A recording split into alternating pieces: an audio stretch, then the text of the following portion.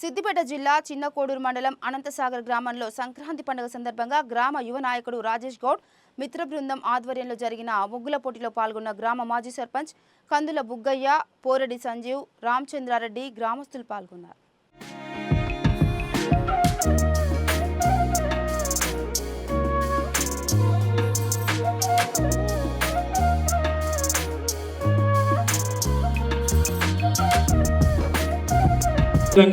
తమ్ముడు రాయేష్ మరి యువకుడు ఇంత అద్భుతమైనటువంటి కార్యక్రమాలు నిర్వహిస్తున్నాడు ఈరోజు గ్రామంలో.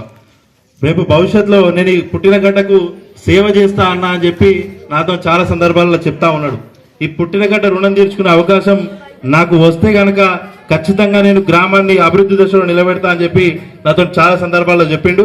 అట్లాంటి గొప్ప సంకల్పం ఉన్నటువంటి యువకుని ఈ గ్రామ ప్రజలందరూ కూడా ప్రోత్సహిస్తారని చెప్పి నేను కోరుకుంటా ఉన్నా.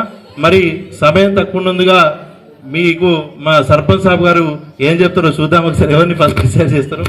అండ్ నాతోటి మిత్ర బృందానికి, మహిళలకు, గ్రామ ప్రజలకు ప్రతి ఒక్కరికి ఈ కార్యక్రమంలో పాల్గొంచుకొని నాకు సపోర్ట్గా నిల్చొని ఇట్టి కార్యక్రమాన్ని విజయవంతం చేసినటువంటి ప్రతి ఒక్కరికి పేరు పేరుగా ధన్యవాదాలు. గ్రామస్తులకు మరియు కార్యక్రమంలో పాల్గొన్నటువంటి అందరికీ పేరు పేరున సంక్రాంతి పండుగ శుభాకాంక్షలు. ఈ కార్యక్రమము